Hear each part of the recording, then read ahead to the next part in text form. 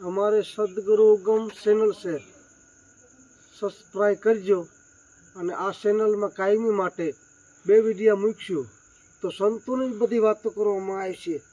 મહાપુરુષ જે સંતો થઈ ગયા એ સંતો વિશે બધી માહિતી આપીશું અને સંતો જ્યાં થયા ત્યાં સંતોની જે ઉત્પત્તિ છે, સંતો મળી ગયા તેમની વાત કરવામાં કાયમી માટે આવે છે।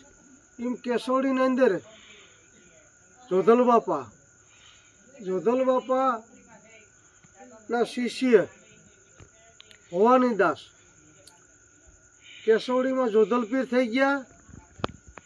ગિનાતી મેઘવાર મકવાણા અટકના અને બાપા જ્યારે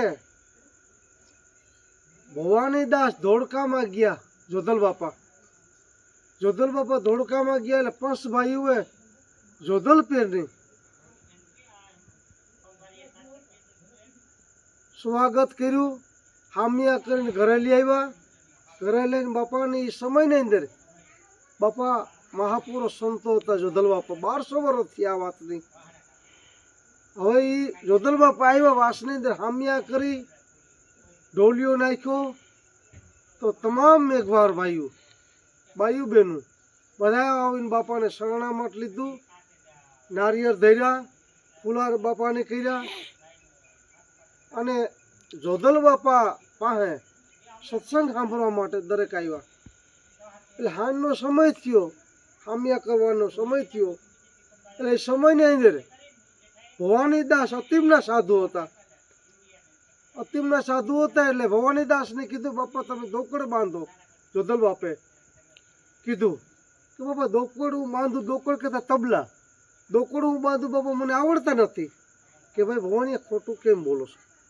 એટલે જોધલ બાપાએ બીજી દાણ કીધું કે ભાઈ ભવાનદાસ દોકડ બાંધો। એટલે બાપાના વસનથી ભવાનીદાસે દોકડ બાંધ્યા, દોકડ કહેતા તબલા। એ જ્યારે થાપી મારી જીવારીમાં તો 36 રાગ છૂટ્યા। હવે 36 રાગ છૂટ્યા, બાપાના હામિયા કરીને વાસમાં લઈ આવ્યા, સત્સંગ કર્યું, હાજનો સત્સંગ થયો। સત્સંગ કરતા કરતા ભવાનીદાસને આમંત્રણ આપ્યું એટલે પાછા ભવાનીદાસને આવ્યા સત્સંગ સાંભળવા માટે।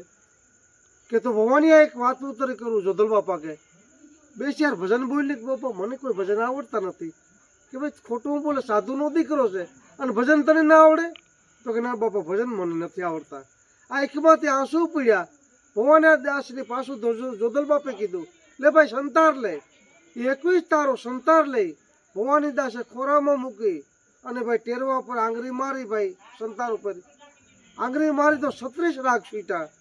પેલી વાણી ભવાનીદાસ બોલવા લાગ્યા। કઈ વાણી બોલ્યા? હે મારા સુડલા એ તું સત બોલ ન કરતો મત બોલતા ને ગોરા પીરાની આણ।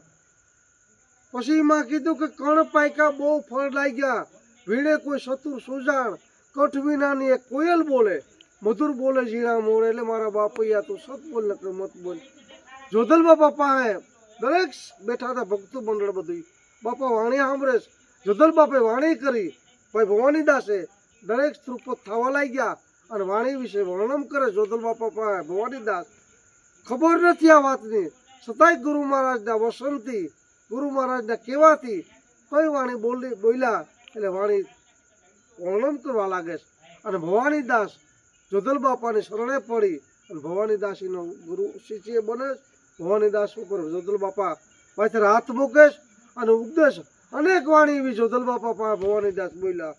બોલો સદગુરુ ગમની